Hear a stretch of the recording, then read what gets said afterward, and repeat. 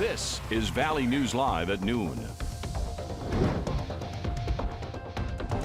We start with breaking news happening right now in Fargo. Emergency crews are on the scene of a carbon monoxide call at an apartment building on the south side of the city.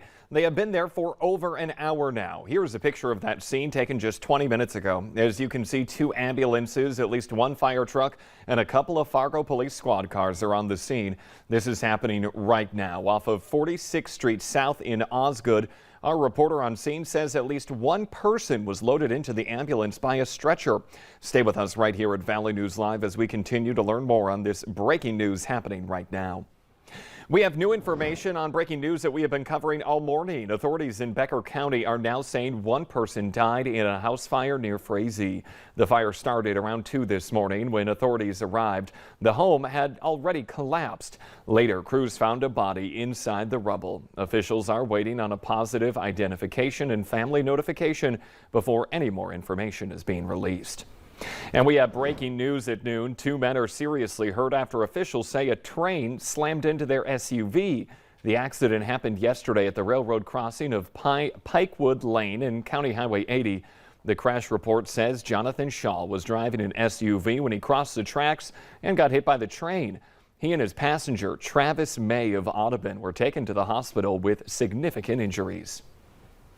Many people in the area saw temperatures below 0 or hovering right around it this morning. Some places might even see some snow overnight.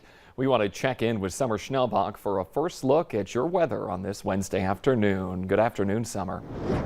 Good afternoon, Jordan. Thanks everyone for joining us on this Wednesday. Some of us started out very cold, anywhere to the right of that thick black line below 0. 9 below was the coldest temperature reported this morning in Grand Forks, 2 below in Fargo, 8 below in Fosston. But check out Bemidji, a low temperature of 14 degrees below 0, and that doesn't factor in any wind chill. Meanwhile, out in eastern and central North Dakota, things were mild.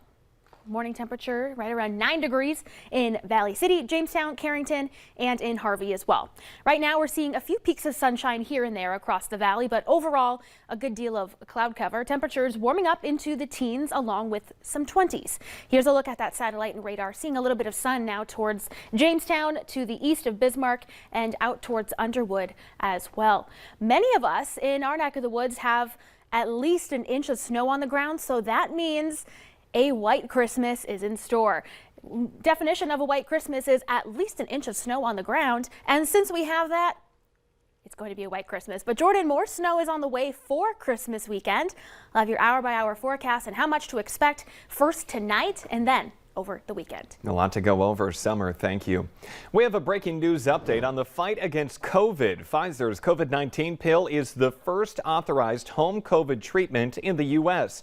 The FDA just authorized the pill's passage minutes ago. An antiviral pill from Merck is also expected to soon win authorization. The drugs are seen as promising new treatments that can be taken upon the onset of symptoms at home to help prevent COVID-19 hospitalizations and death. Pfizer's pill showed near 90% efficacy in preventing hospitalizations and death in high-risk patients. Meanwhile, Oxford University and AstraZeneca are taking preliminary steps to produce an Omicron variant vaccine in case it's required for the next phase of the pandemic.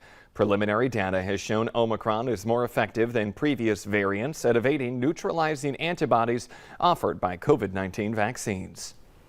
Expect to see some cheaper gas prices when you fill up for the holidays. The average U.S. price of regular grade gas dropped by 6 cents over the past 2 weeks, now at $3.41 a gallon. Nationwide, the highest average price for regular gas is in the San Francisco area. They're paying $4.77 a gallon. The lowest is $2.83. You'll find that in Houston.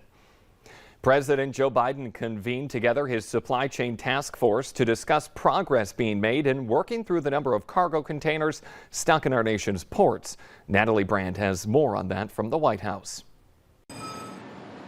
Longshoremen at the Port of Savannah are working 24 hours a day to clear the backlog of shipping containers. We're still catching up as a nation to what happened a year and a half ago when Asia shut down. The ongoing supply chain bottlenecks mean some store owners can't get what they need during the busiest time of the year. We're seeing things delayed up to 3 months and more.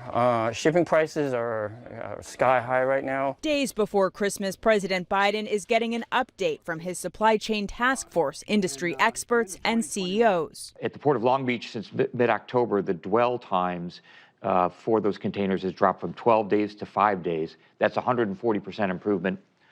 And in Los Angeles, from 9 days to 4 days, 125% improvement.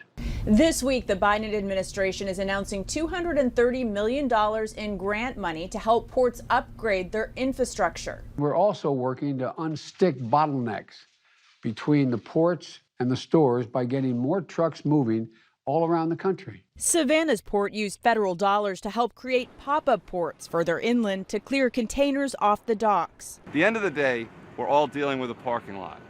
And when the parking lot is full, it's full. So the race for us is to keep the parking lot as empty as possible and keep the cars moving out. It's a model other ports could look at replicating to deal with what's been a record volume of import cargo.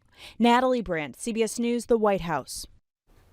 Despite whatever progress the ports have made in clearing out the docks, a report from Digital Freight Forwarding Company says the backlog on the West Coast is still so severe, it's actually faster for companies to ship their cargo from Asia to ports in New York and New Jersey rather than Long Beach and LA. Just before our Christmas holiday, we are now in the great candy cane crisis. The key ingredient to a lot of treats is now in short supply. According to the U.S. Department of Agriculture, peppermint production has declined nearly 25% over the past decade. Candy stores say even though there isn't an abundance this year, the candy canes they do have are flying off the shelves. Staying calm in the holiday chaos. Coming up, how to keep your cool as we get closer to Christmas. But next, it's a cool day out there. Even colder temps coming in the next 7 days. Summer Schnellbach lets us know what to expect as we get closer to the holiday.